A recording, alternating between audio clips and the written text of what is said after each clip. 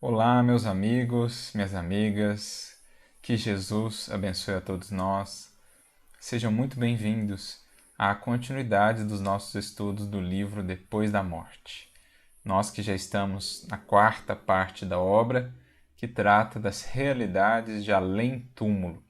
A gente vem conversando sobre isso, sobre a desencarnação, sobre o juízo consciencial no processo da desencarnação, sobre essa vida que segue para além, onde ecoam as consequências das nossas atitudes enquanto encarnados, enfim. Vínhamos conversando sobre isso no último capítulo, no último estudo, falamos sobre a vontade e os fluidos. Então, o impacto da vontade, do nosso pensamento nos fluidos que nos cercam, se serão salutares ou não, esse impacto transformador do nosso pensamento e da nossa vontade, inclusive no nosso perispírito, que é também formado pelos fluidos e que, portanto, está suscetível a esses registros, a essas características de acordo com o pensamento, ou os pensamentos que temos, a vontade que mobilizamos. Então, o perispírito vai sendo como que também um registro, um livro vivo daquilo que pensamos, daquilo que sentimos. E, naturalmente, quanto mais nobres, mais puros forem esses sentimentos e pensamentos, mais desmaterializado será o perispírito, menos apegado ao corpo e, portanto, mais fácil será o processo de desenlace, bem como conseguiremos alcançar no mundo espiritual regiões mais sublimes, regiões mais elevadas, né, regiões mais diáfanas, ao passo que quanto mais materializados, quanto mais influenciados pelas paixões forem os nossos sentimentos, os nossos pensamentos, mais isso se imprime no nosso próprio perispírito, que será então denso, que será então pesado, digamos assim, entre aspas, e mais preso também, com vínculos mais fortes ao corpo. E aí o processo do desenlace se torna mais difícil quando da morte. Quando vamos para o mundo espiritual, não conseguimos acessar regiões mais elevadas porque como que ficamos presos às regiões mais inferiores do mundo espiritual. Então a gente falou muito dessa correlação da vontade dos fluidos com aquilo mesmo que nós moldamos do nosso perispírito, o que nos aguarda do lado de lá a partir dessa construção ao longo da encarnação. E hoje nós vamos já para o capítulo 33 dessa parte, intitulado por Denis A Vida no Espaço. Então a gente vai falar um pouquinho agora, mais em detalhes, do que é essa vida lá no espaço, as diferentes condições dos espíritos de acordo com a evolução que já alcançaram, de acordo com a maneira com que viveram, se conduziram aqui no mundo. Então, o Leon Denis vai fazer um voo panorâmico aqui conosco por essa vida no espaço, porque, claro, seria impensável querer reduzir todas as nuances, todos os aspectos, todas as características dessa que é a vida real, desse que é o mundo pré-existente, é o mundo de fato original, digamos assim, o mundo espiritual, querer reduzir todas as suas nuances, todos os seus aspectos, gradações em um livro até inteiro seria pretensão de nossa parte, que dirá em um capítulo. Então, Leon Denis vai fazer um voo panorâmico, traçando em linhas gerais o que é essa vida no espaço, conforme a condição a que o espírito já se elevou ou a condição em que ainda se encontra. Então ele começa dizendo, né? Segundo as diferentes doutrinas religiosas, a Terra é o centro do universo e o céu estende-se como abóbada sobre nós. É na sua parte superior, dizem, que está a morada dos bem-aventurados. O inferno, a habitação dos condenados, prolonga suas sombrias galerias nas próprias entranhas do globo. A ciência moderna, de acordo com o ensino dos espíritos, mostrando-nos o universo semeado de inumeráveis mundos habitados, deu golpe mortal nessas teorias. Então, por muitos séculos, a humanidade concebeu a Terra de fato como o centro do universo, o Sol girando ao redor da Terra, o inferno nas entranhas da Terra, talvez inspirando-se aí nos vulcões, né, de onde vinha ali a lava, imaginava-se que era lá então que deveriam estar os condenados, e concebendo a ideia de uma abóbada ou de um firmamento, né, daí vem a expressão firmamento, ou seja, algo que fosse firme mesmo, como que uma casca. Para além disso estariam ali as moradas dos bem-aventurados em gradações, né? Primeiro céu, segundo céu.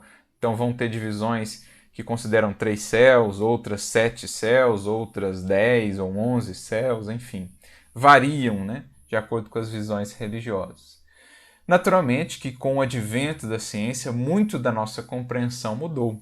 O próprio Kardec trata disso no livro A Gênese, lá no capítulo 4, por exemplo, quando ele fala do papel da ciência na Gênese, ele mostra para nós, e no livro A Gênese como um todo, o quanto os avanços da ciência vieram nos dar uma leitura mais clara do que as escrituras nos diziam. Porque muitos desses equívocos nossos de entendimento se deviam a uma interpretação muito literal das escrituras. Então, no que diz respeito, por exemplo, a essa compreensão dos céus, dos infernos, a gente, com a ciência, sai de uma compreensão muito literal, a Terra como centro, o firmamento, a abóbada, o céu como uma região mesmo, ali para cima desse firmamento. A gente sai disso, concebe agora a magnificência da obra divina, esse universo ilimitado, né, esse universo em expansão. Então, Deus, com o advento da ciência, com as descobertas da ciência, ao invés de ser diminuído, pelo contrário, ele é glorificado. A gente percebe a estreiteza da nossa visão até então e agora a gente é compelido a ampliar o nosso entendimento. Mas isso não significa dizer que não existiam alguns elementos ali que, se entendidos simbolicamente, faziam sentido. O problema estava numa interpretação literal. Então, vamos supor, um ponto de vista aqui das esferas espirituais. O que os espíritos vão nos dizer, né? Tanto a gente percebe isso aqui em Denis, próprio Kardec, André Luiz, que existem de fato gradações, como que esferas espirituais. Tendo na Terra aí esse centro, nós temos como que esferas concêntricas à Terra que definem, né, as diferentes gradações dos espíritos que estão vinculados à Terra. É claro que espíritos já muito adiantados, espíritos superiores, eles não estão propriamente vinculados a um planeta, têm mais liberdade de se moverem entre mundos, né, intermundos, de se moverem mais livremente pelo espaço. Mas, de um modo geral, dizem-nos os espíritos, existem essas esferas. Quanto mais próximas à Terra, mais materializadas, digamos assim, mais os espíritos que vivem nessas faixas, nessas esferas, são espíritos ainda mais apegados à materialidade, de perispírito mais denso, entre aspas, fazendo uma analogia, portanto, mais próximos aqui do planeta propriamente, da humanidade terrestre. Quanto mais sublimados, mais adiantados os espíritos, mais estão nessas esferas mais elevadas, digamos assim, pensando. O Chico gostava de usar o exemplo de uma cebola. Quando você corta uma cebola, você vê que ela tem várias camadas, né, concêntricas. Seria mais ou menos essa ideia. Então percebamos que o entendimento, por exemplo, de primeiro céu, segundo céu, terceiro céu, não está de todo equivocado. Na verdade, é uma maneira simbólica, né, que os espíritos tinham para representar para nós essas diferentes gradações dos espíritos no mundo espiritual. O que, aliás, está no próprio Livro dos Espíritos, quando Kardec trata lá do céu com os espíritos. Se eu não me engano, na questão 1012, numa das questões por ali, ele faz esse questionamento. Deixa eu já aproveitar aqui, que a gente já confere. Ele faz esse questionamento: o que entender por quinto céu, né? Porque alguns espíritos utilizavam essa linguagem, né? E Kardec fica então interessado a esse respeito. E aí ele faz essa pergunta. Aqui, ó, questão 1016, nessa tradução aqui, mas não sei se em todas, porque tem aquela mudança da questão, né, de acordo com a tradução. Uns colocam, pulam a 1011, outros ajustam a numeração, e aí dá uma pequena diferença aí do número das questões. Deixa eu ver aqui em outra tradução, que é uma tradução um pouco mais comum, em qual questão que está realmente. Questão 1017. Então é 1016 ou 1017, a depender dessa tradução. Essa tradução aqui que eu estou mostrando, ela traz a questão que seria 1012, ela converte em 1011, para não ter aquele salto de questões. A outra tradução que eu mencionei agora, ela mantém a numeração com o lapso que houve ali na numeração. Enfim, detalhes tipográficos aqui. Mas na questão 1016 ou 1017, a depender da tradução, Kardec pergunta: os espíritos dizem habitar o quarto, o quinto céu. O que eles entendiam por isso, né? E aí os espíritos vão trazer uma resposta, dizendo assim: vós lhes perguntais qual céu habitam, porque tendes a ideia de vários céus colocados como os andares de uma casa. Então vos respondem segundo vossa linguagem. Mas para eles, essas palavras quarto, quinto, céu, exprimem diferentes graus de depuração e, por conseguinte, de felicidade. Então, são graus de depuração que se expressam aí por essas esferas, né? Quanto mais depurado está o espírito, mais elevadas são essas esferas. Quanto mais materializado, mais próximo ele está da Terra. Então, só para a gente ver como que o advento da ciência de um lado e o da doutrina espírita de outro renovou entendimentos nossos muito consolidados. Assim também, por exemplo, o inferno. Né? O inferno, lá nas fornalhas do interior da Terra, o Espiritismo vai nos mostrar que, em verdade, primeiro, céu e inferno são, antes de mais nada, estados de consciência, estados íntimos do espírito, né? Antes de mais nada, e que esses espíritos, de acordo com esse estado íntimo, eles se reúnem nessas regiões por sintonia, por afinidade. Os mais elevados nessas esferas mais elevadas, mais distanciadas, digamos assim, da Terra, e os menos elevados, os espíritos com paixões, com sofrimentos muito profundos, mais próximos à Terra, nas esferas mais próximas. E seriam essas regiões, então, purgatoriais, que se chama aí de umbral, né?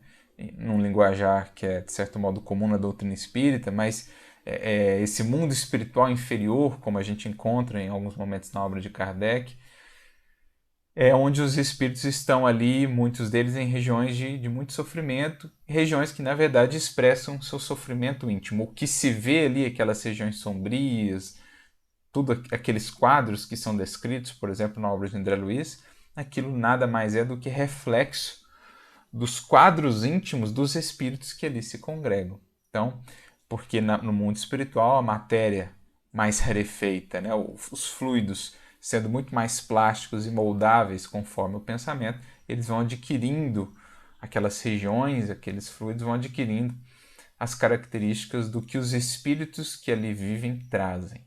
Assim também nas esferas sublimadas, as edificações, o que lá se encontra reflete a beleza, a sabedoria, a luz que os espíritos que lá vivem já trazem. Então, para a gente ver como que esses dois elementos, né, a ciência por um lado e a ciência espírita por outro lado, vieram trazer para nós novas compreensões sobre essas questões tão centrais aí na teologia clássica, céu, inferno, purgatório. Purgatório, por exemplo, Kardec vai nos apresentar como sendo a própria Terra.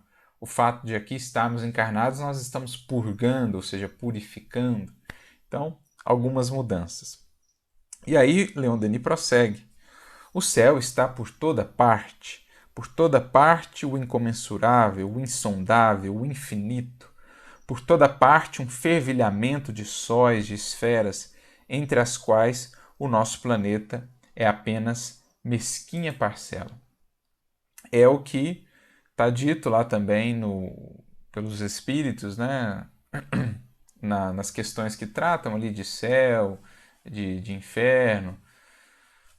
Das questões 1012 em diante, está ali descrito também, né? O que é essa nova concepção de céu, né? Por exemplo, na questão anterior a que nós citamos, Kardec faz a pergunta: em que sentido se deve entender a palavra céu?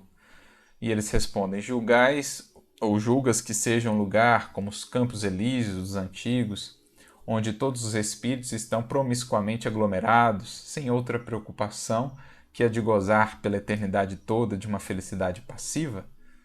Ou seja, é essa concepção de céu que vocês ainda têm? Não. É o espaço universal, são os planetas, as estrelas e todos os mundos superiores, onde os espíritos gozam plenamente de suas faculdades, sem as tribulações da vida material, nem as angústias peculiares à inferioridade. Então agora amplia-se para nós, né? O céu é essa infinitude.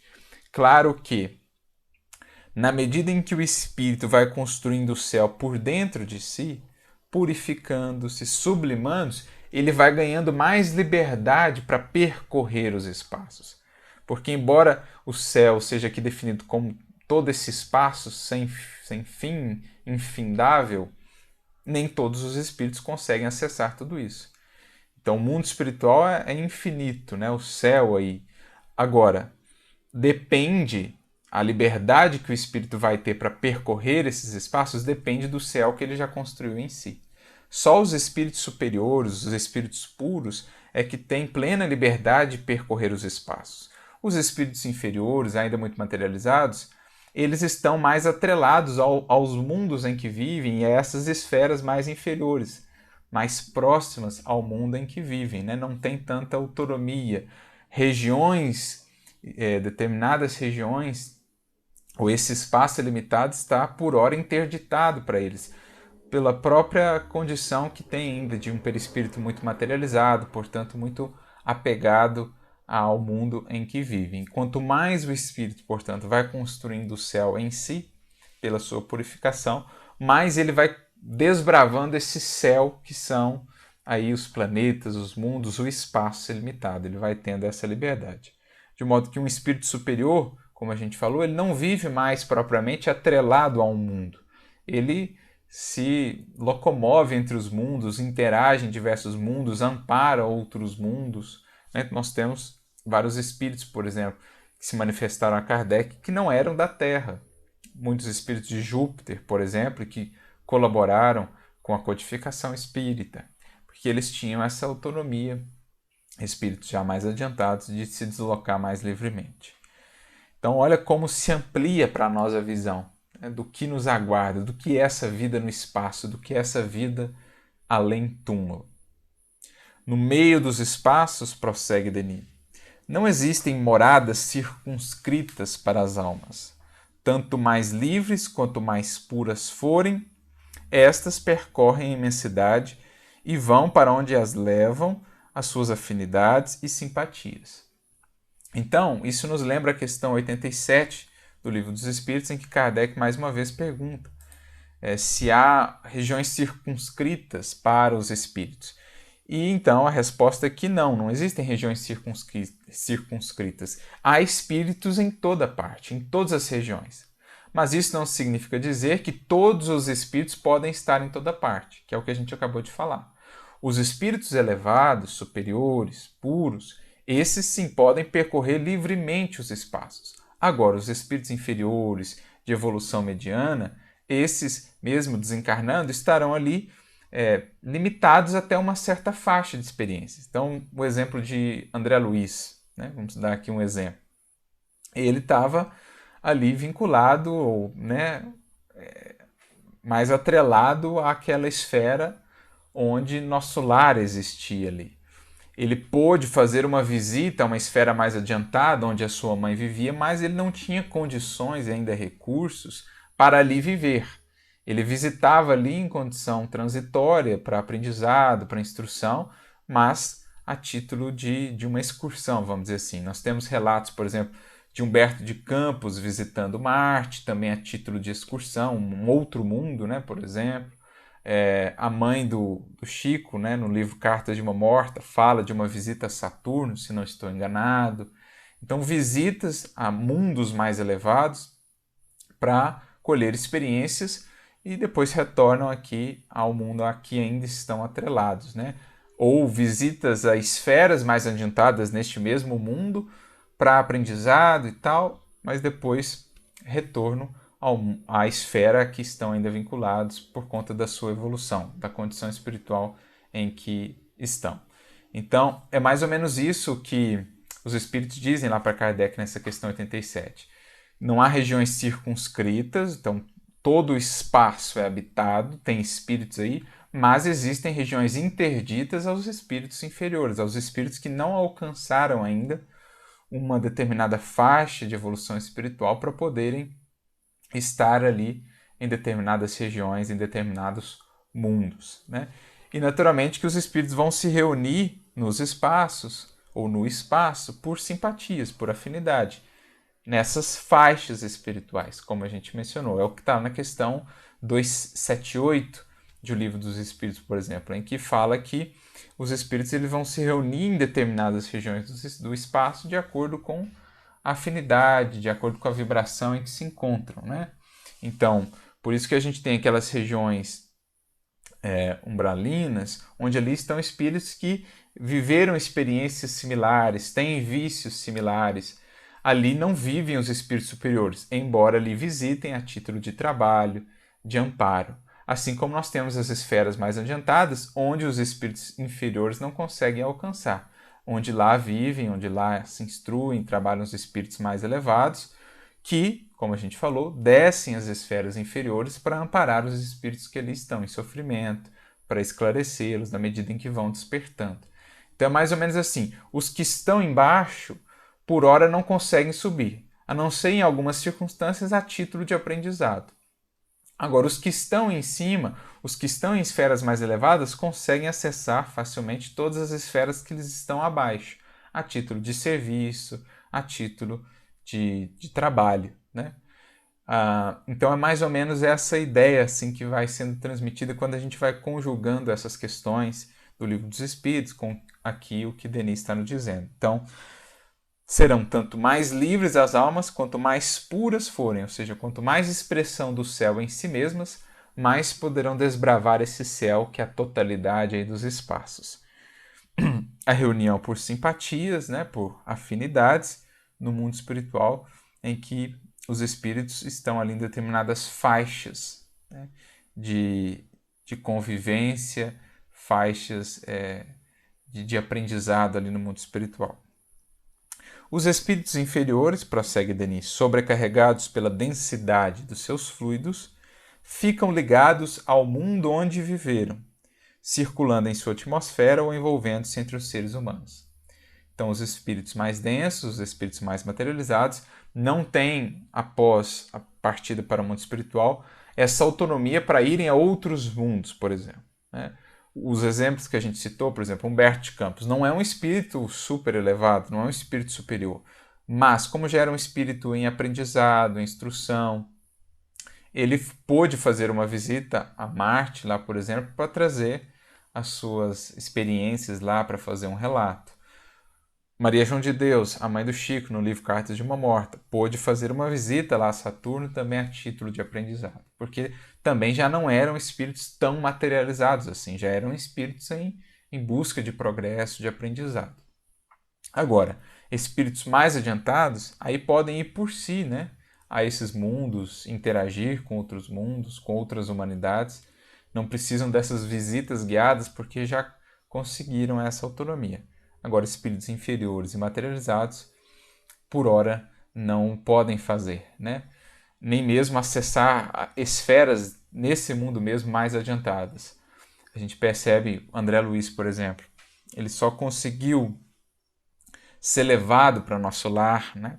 Conseguiu perceber o auxílio que haveria de levá-lo para o nosso lar quando ele minimamente saiu daquela faixa de pensamentos, daquela postura íntima em que se encontrava. Enquanto se manteve ali inconsciente, meio que revoltado, ainda mantendo o orgulho e tudo mais, ele estava como que cego, perambulando por aquelas regiões mais densas. A partir do momento em que se predispõe a uma mudança íntima, faz uma oração, portanto eleva a faixa de pensamento, ele consegue perceber a presença de Clarence, o auxílio então pode se dar e ele pode então ser levado ao nosso lar, porque ele mudou a faixa para poder acessar regiões mais adiantadas, né? Então, por isso a gente vê também na obra de André muitas casas de auxílio que são construídas ali, né, edificadas fluidicamente em regiões mais densas, para amparar os espíritos que já despertaram, mas ainda não estão preparados para subirem em esferas mais elevadas, como era o caso de nosso lar. Então você tinha a casa transitória, por exemplo, como a gente vê ali, eu não sei se no Ação e Reação, numa das obras de André ou nos Mensageiros, enfim. Então a gente vai vendo esses casos de como, né, se opera realmente o mundo espiritual, essa vida nos espaços ou no espaço. Prosseguindo no próximo parágrafo, as alegrias e as percepções do espírito não procedem do meio que ele ocupa, mas de suas disposições pessoais e dos progressos realizados. Então isso aqui é muito importante, é o que a gente falava. Quando a gente vê as descrições de André Luiz lá do umbral, daquelas regiões mais densas, de mais sofrimento, ou as descrições de Ivone Pereira, né, nos seus livros, não é que aquelas regiões foram assim criadas por Deus. Elas são produto do psiquismo das mentes transviadas que ali vivem e que, por isso mesmo, imprimem ao seu redor o conteúdo que trazem dentro de si mesmas, as perturbações que trazem dentro de si mesmas. Por isso aquelas regiões sombrias, aquelas regiões, né, feias, vamos dizer assim, como nos aparecem lá nas descrições. Porque elas são o produto do que o espírito traz. Então, não é porque ele está naquelas regiões sombrias e feias e etc. que ele sofre. Não. Ele sofre, por isso ele cria, ou eles, os espíritos que ali estão, criam aquelas regiões. Então não é o lugar que eu estou que me define o sofrimento ou a felicidade. Pelo contrário, é a felicidade ou sofrimento que eu trago que define o lugar onde eu estarei, que moldam esse lugar onde eu estarei no mundo espiritual. Percebe a diferença fundamental? Por isso, o céu e o inferno não são lugares, são estados de espírito. Porque um espírito superior que vive em esferas mais elevadas, quando ele desce a regiões mais densas, ele não perde o seu céu, porque o céu ele o traz consigo. E ele vai tentar infundir um pouquinho desse céu naqueles que por hora estão ali no inferno consciencial dos sofrimentos, das culpas, das ilusões, enfim. Então é essa a diferença. Não é o exterior que molda o interior, é o interior que se projeta no exterior, criando a realidade, especialmente no mundo espiritual, onde a matéria ali é mais rarefeita, né? Os fluidos são muito mais moldáveis pelo pensamento. O espírito às vezes nem sabe que faz esse processo conscientemente, mas é algo natural, né? Ele nem está muito consciente do que está fazendo, mas pelo simples pensar e sentir aquilo, ele já está moldando os fluidos ao seu redor.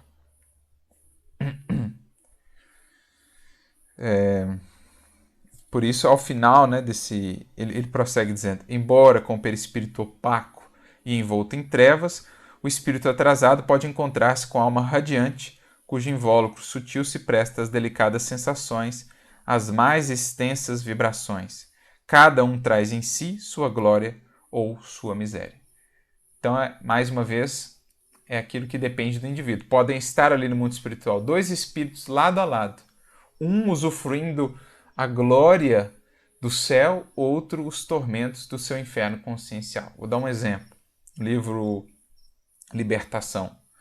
Tem uma hora lá que estão frente a frente Gúbio e Gregório, que era o chefe ali de falanges, né, malévolas. E Gúbio, que era um instrutor, benfeitor espiritual, que orientava ali André Luiz naquela obra. E eles estiveram ali em determinado momento frente a frente. Gúbio trazendo já a parcela do céu que havia construído em si, e Gregório, embora relutando, com a parcela de inferno que havia criado para si mesmo. Estavam ali num mesmo local do mundo espiritual, numa mesma região ali do mundo espiritual, mas vivendo experiências muito diferentes, né? Por causa do conteúdo íntimo que traziam. Kardec fala disso também no livro Céu e Inferno, lá no capítulo 3 da primeira parte, no item 6, ele diz assim: em determinado momento. A felicidade está na razão direta do progresso realizado. De sorte que, de dois espíritos, um pode não ser tão feliz quanto o outro, unicamente por não possuir o mesmo adiantamento intelectual e moral, sem que por isso precisem estar cada qual em lugar distinto. Então, posso ter lá dois espíritos que estão momentaneamente numa mesma região do espaço, do mundo espiritual, mas vivendo experiências diferentes de felicidade. Por quê? Por causa da diferença do adiantamento intelectual e moral. É claro que eles não vão viver ali no mundo espiritual sempre na mesma região, porque, mais uma vez, os espíritos se agrupam por afinidade, existem essas esferas. Então, os das esferas mais adiantadas, por vezes, vêm para essas regiões menos adiantadas, mais densas, partilham com eles daquele mesmo espaço, mas sem perder o céu que trazem consigo, né? Ainda que juntos, prossegue Kardec, pode um estar em trevas, enquanto que tudo resplandece para o outro, tal como um cego e um vidente que se dão as mãos. Este percebe a luz, da qual aquele não recebe a mínima impressão. Então, de novo, o exemplo de André Luiz. Não foi a primeira vez que Clarencio o havia visitado, quando o André o percebe. Clarencio o havia visitado várias vezes. Acontece que André Luiz estava na posição desse cego aqui. Ele não conseguia ver com clareza. Suas percepções estavam embotadas, limitadas, como que escamas nas suas percepções espirituais, né? Ao passo que Clarencio via com clareza, né? Via os dramas daquele coração, sabia da história daquele coração, enfim. Só depois, quando André se predispõe a uma mudança íntima, com humildade, faz uma prece, é que essas escamas, esses véus que embotavam a sua percepção, são removidos ali, pelo menos em parte, e ele consegue ampliar um pouco a sua percepção. Então a gente tem o caso aqui descrito por Kardec lá no livro Nosso Lar, né? Um exemplo para nós. Sendo a felicidade dos espíritos inerente às suas qualidades, aurem-na eles em toda parte em que se encontram, seja a superfície da Terra, no meio dos encarnados ou no espaço. Uma comparação vulgar fará compreender melhor essa situação.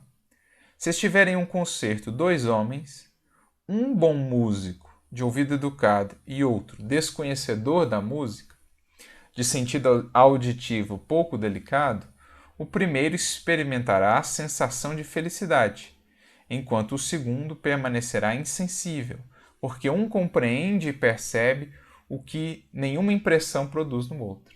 Então, olha que feliz exemplo que Kardec nos traz. Dois indivíduos ouvindo ali uma sinfonia. Um bom músico, conhece música, tem um ouvido educado, uma percepção mais apurada. O outro desconhece música, né, não tem uma mínima sensibilidade, um apuramento ali para poder perceber as nuances. Então, o resultado que a música vai operar no primeiro, naturalmente, é muito diferente do resultado que a música vai operar no segundo.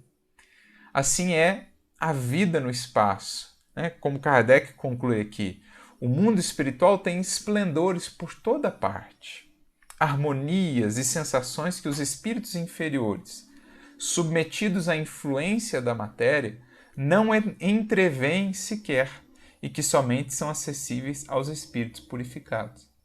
Então a criação divina é glória em toda parte.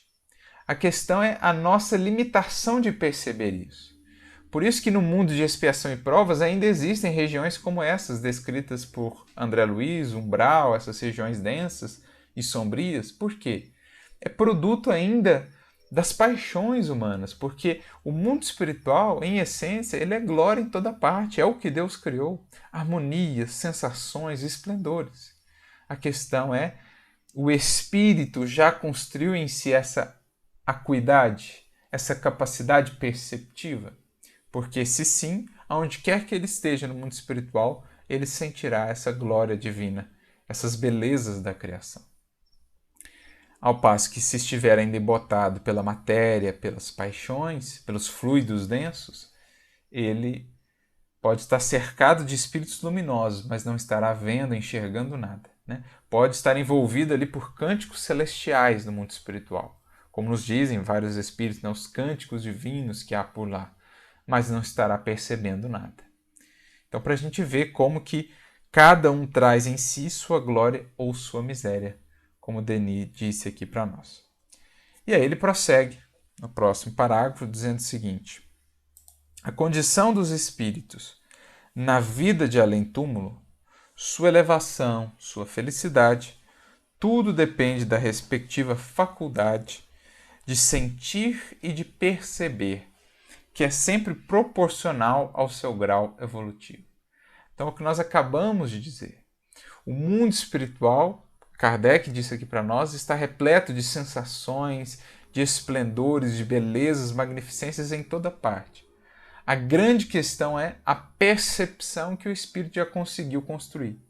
E essa percepção está diretamente relacionada ao seu nível evolutivo, ao grau de depuração que ele já conseguiu alcançar. Kardec trata muito disso, por exemplo, na questão 257 do Livro dos Espíritos, quando ele fala ou faz ali um ensaio teórico sobre as sensações, as percepções no espírito. E ele fala muito disso, como que quanto mais depurado é o espírito, mais sutil é o seu perispírito, maiores são as suas percepções. Lembrando que as percepções no espírito desencarnado, elas não estão restritas aos órgãos, né? Então, por exemplo, aqui, enquanto encarnados, nós vemos pelos olhos. Então, a nossa visão está restrita aqui ao alcance dos olhos. No mundo espiritual, o espírito ele sente as suas percepções, elas dizem respeito a todo o seu perispírito. Então, ele sente como um todo, né? Como que os sentidos se fundem num todo, num sensório comum. Sensório, o Kardec até usa uma expressão, sensorium comune, eu acho. Então, é uma espécie de sinestesia. Mas essa sua capacidade perceptiva vai dizer respeito também ao nível de sutilidade do seu perispírito. Quanto mais depurado, quanto mais sutil, mais é um instrumento mais ajustado, sabe? Um instrumento que consegue captar as vibrações mais sutis, mais finas. É mais ou menos essa ideia. Enquanto que um perispírito mais denso é um instrumento mais rígido, ele não consegue vibrar ao toque de coisas muito sutis, muito diáfanas, muito espirituais, digamos assim, né? Então, isso tudo depende do nível ou do grau evolutivo do espírito.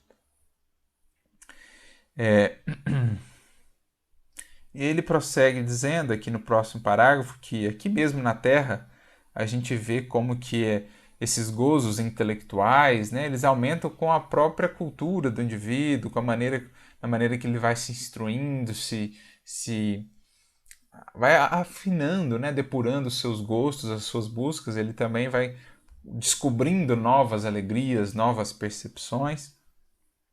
E aí ele diz aqui no final desse parágrafo, né, assim, os espíritos de ordem inferior, como cegos no meio da natureza resplandecente, ou como surdos em um concerto, permanecem indiferentes e insensíveis diante das maravilhas do infinito. Então, muito similar ao que Kardec diz aqui para nós. Esses espíritos, né, os espíritos de ordem inferior, envolvidos em fluidos espessos, sofrem as leis de atração e são inclinados para a matéria. Sob a influência dos apetites grosseiros, as moléculas do seu corpo fluídico fecham-se às percepções externas e os tornam escravos das mesmas forças naturais que governam a humanidade. Então, apegados às suas paixões, perispírito denso, né, ficam aqui presos à materialidade, como se ainda estivessem encarnados e, portanto, completamente insensíveis ou não despertos para as realidades maiores, mais sublimes do mundo espiritual em que se encontram. E aí, um pouquinho mais adiante, ele diz assim, num novo parágrafo: as almas colocam-se e agrupam-se no espaço segundo o grau de pureza do seu respectivo invólucro, A condição do espírito está em relação direta com a sua constituição fluídica, que é a própria obra, a resultante do seu passado e de todos os seus trabalhos.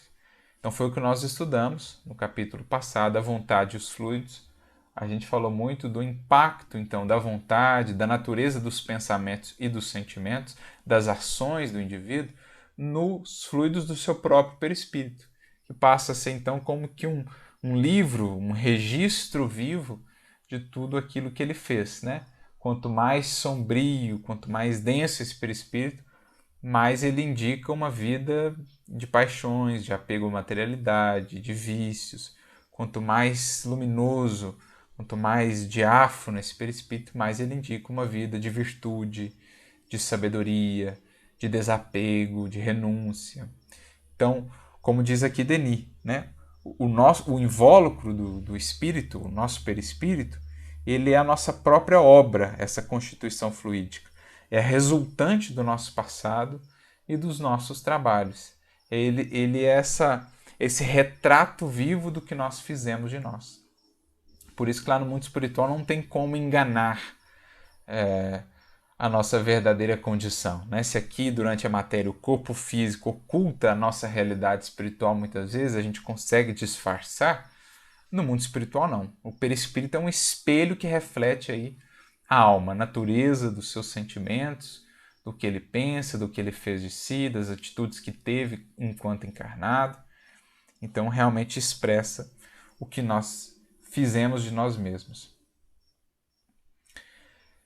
Determinando a sua própria situação, acham depois a recompensa que merece. Então, naquela síntese de Jesus, que Kardec diz ser a mais perfeita síntese da justiça divina, a cada um segundo as suas próprias obras.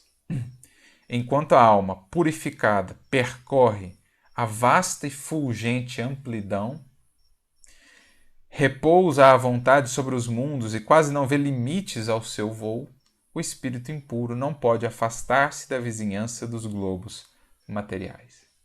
Vocês imaginem, amigos, o que não é essa grandeza, essa beleza de poder um dia, enquanto espíritos superiores que seremos, poder desbravar o universo na velocidade do pensamento, que é, dizem os espíritos, muito mais veloz que a velocidade da luz, que é a máxima velocidade que por hora, enquanto humanidade, nós concebemos. Se nós tivéssemos essa velocidade da luz como a velocidade limite do universo, precisaríamos de bilhões e bilhões de anos para desbravar o universo, porque sabemos de galáxias aí que distam de nós bilhões de anos-luz. Mas dizem-nos os espíritos, né, que no mundo espiritual podemos viajar a velocidades muito maiores, a do próprio pensamento, para então desbravar esses espaços e conhecer os mundos os mais diversos, as constelações as mais diversas, sistemas com mais de um sol, vocês imaginem a beleza, planetas com mais de um satélite, 4, 5 luas ali orbitando, né, o planeta, planetas diáfanos, gasosos, sublimes, como Júpiter, as descrições que a gente vê lá de Saturno no livro Cartas de uma Morta, as descrições de Júpiter que a gente vê na Revista Espírita, enfim, coisas belíssimas, inconcebíveis, né? Estrelas, sóis aí que fazem o nosso Sol parecer uma velhinha, de tão grandiosos que são. O que há por desbravar, amigos? Isso a gente está considerando aqui os aspectos materiais, né? O universo material. Que dirá o universo espiritual? Que de esferas, que de belezas e magnificências não nos espera aí? Então é algo inconcebível. O que é esse céu na visão que o Espiritismo nos apresenta? É algo que não dá realmente para conceber o que é a grandeza da obra de nosso Pai. Ao passo que, relutando em nos transformarmos, postergando a nossa melhoria íntima, vamos ficando aqui cativos desses globos mais materiais, mesmo quando desencarnamos, cativos das regiões espirituais inferiores, mais densas, né? Ao passo que, se desde já começarmos a trabalhar pela nossa melhoria à luz do Evangelho de Jesus, vamos ganhando aos poucos mais autonomia, vamos ganhando liberdade aqui do cativeiro, da estreiteza da vida aqui, para podermos aos poucos alcançando novas expressões da criação de nosso Pai, da casa de nosso Pai, onde há muitas, infinitas moradas, como nos diz Jesus. Então é fascinante realmente a gente poder pensar nisso, né? Em tudo isso que nos espera. Entre esses estados extremos, numerosos graus permitem que espíritos similares se agrupem e constituam verdadeiras sociedades do invisível. Então, são as várias esferas que a gente disse. Nós temos espíritos ali se agrupando, formando uma sociedade, como a sociedade do nosso lar, as várias colônias espirituais. Os espíritos vão nos dizer que não é o mundo espiritual que é uma cópia daqui. Na verdade, é aqui que é uma cópia grosseira do mundo espiritual. Então, lá eles têm sociedades também, se organizam em comunidades, por afinidades, sintonias, de buscas, de trabalhos, de experiências, enfim. Claro, com infinitos, numerosos graus aí, uma gradação infinita entre os extremos, dos espíritos muito materializados, muito apegados à materialidade, a aqueles espíritos já puros, espíritos que já se desvincularam de qualquer vínculo com a materialidade, que já conseguem usufruir toda essa grandeza da criação na comunhão com o Pai. Então, é como aquela figura simbólica das Escrituras, a escada de Jacó. São vários degraus ali que ligam desde o espírito mais apegado à matéria ao espírito já puro, alcançando lá os cumes do processo evolutivo.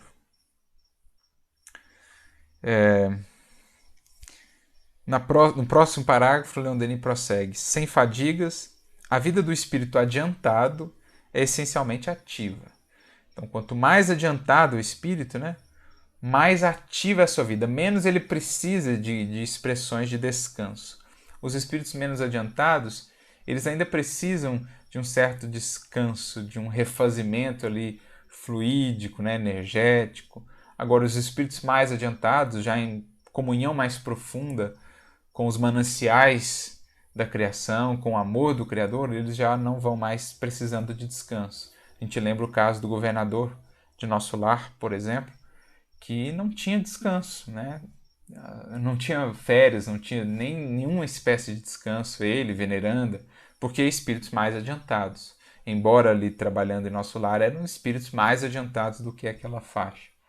Então não precisava de descanso. André Luiz, por outro lado, precisava ainda de um descanso, de um refazimento, porque não era um espírito de todo desmaterializado. Então, quanto menos materializado o espírito, mais depurado, menos ele tem essa necessidade. Quando Kardec fala com os espíritos sobre essa questão do descanso, eles vão dizer que não é bem descanso como nós o entendemos aqui, mas uma espécie de repouso mental, uma espécie de repouso interior. Mas para os espíritos ainda não tão adiantados. Agora, para os adiantados, é uma vida sem fadigas e essencialmente ativa. Então, nada de céu contemplativo. Quanto mais sobe o espírito, mais trabalho, mais ocupações, mas sem aflições, sem angústias, sem desesperos, porque já é um espírito equilibrado, em comunhão com a lei divina, com o amor de Deus. Então, para ele, isso é tranquilo, É uma alegria o trabalho, É uma alegria a ocupação, o ser útil no mecanismo da criação. Para ele é uma bênção. As distâncias não existem para ele, pois se transporta com a rapidez do pensamento, que a gente falou, da velocidade. Seu invólucro, semelhante a tênue vapor, adquiriu tal sutileza que o torna invisível aos espíritos inferiores. Então, como a gente vê nas descrições de André Luiz, por vezes eles podem se fazer visíveis aos espíritos inferiores quando julgarem necessário para um trabalho, para uma atividade. Eles podem como que densificar o seu perispírito para se fazerem visíveis. Assim como podem se fazer visíveis para nós aqui, encarnados, num processo, num fenômeno de aparência tangível, num fenômeno de aparência não tangível, enfim, eles podem modificar ali o seu perispírito para serem visíveis e para serem até tangíveis em determinadas circunstâncias com auxílio de um médium, né, de efeitos físicos.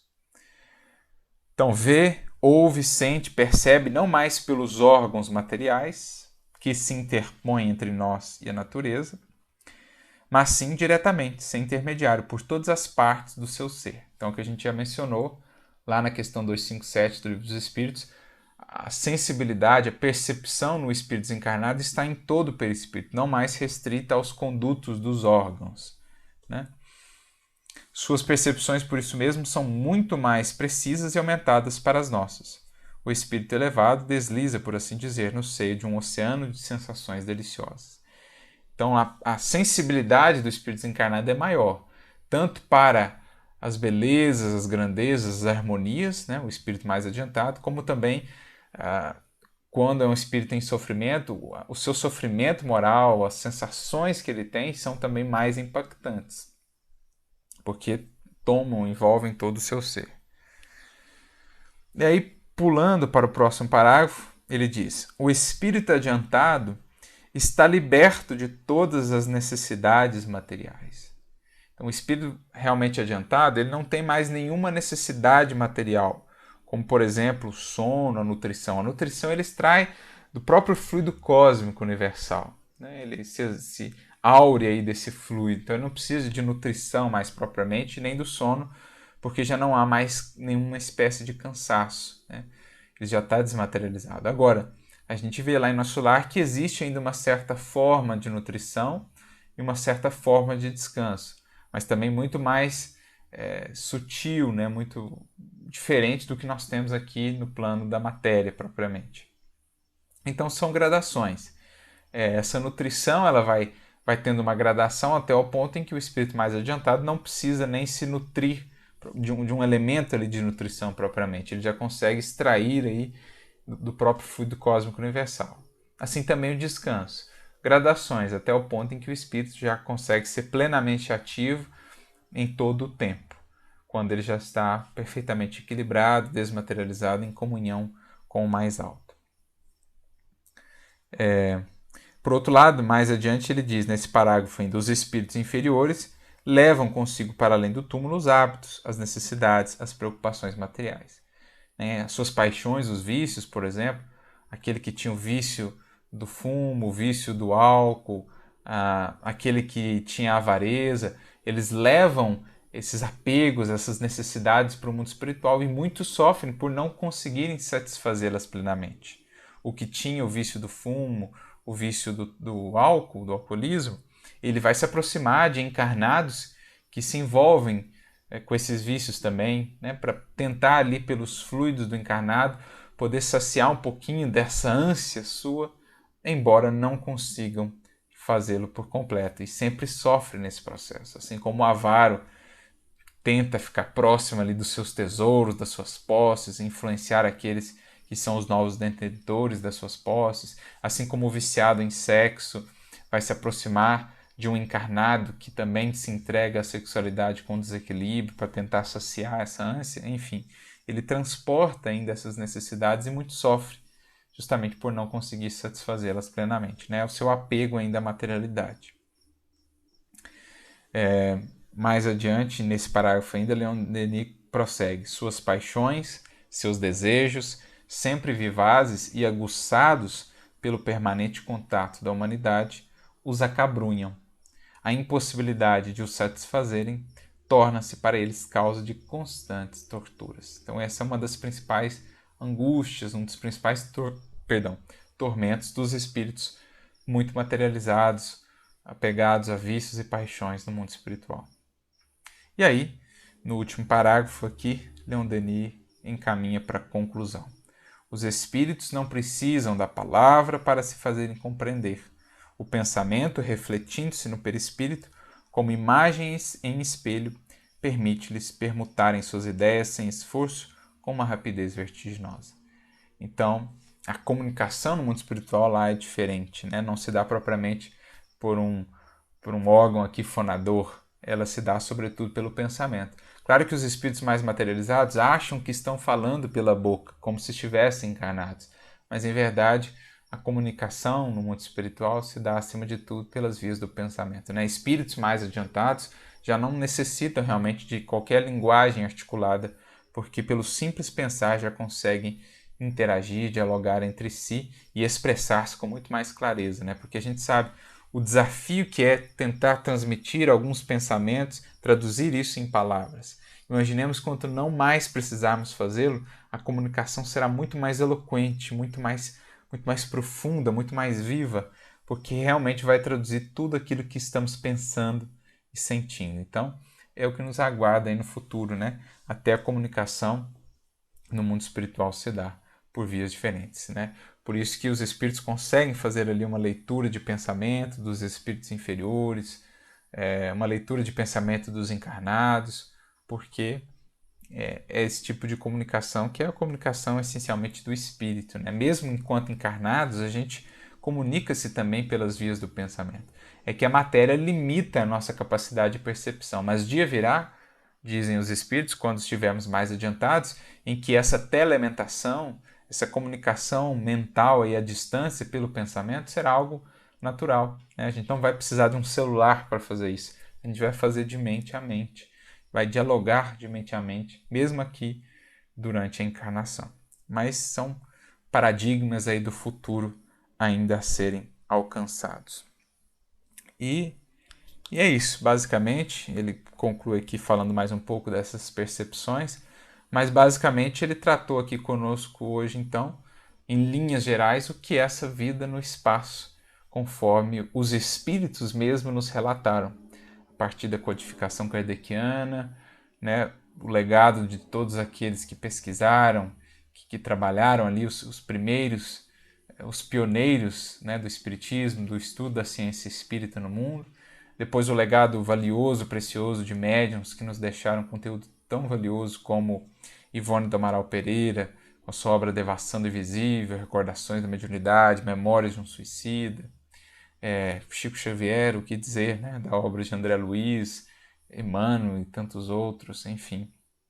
Um legado muito valioso de aprendizado e de complementação, né, de enriquecimento, de desdobramento de tudo aquilo que Kardec já havia nos trazido e Denis também, enfim. A doutrina vai tomando ainda mais corpo, ainda mais grandeza e beleza com todo esse legado, esse esforço que tantos deixaram aí. É isso, pessoal. Por hoje, nosso estudo.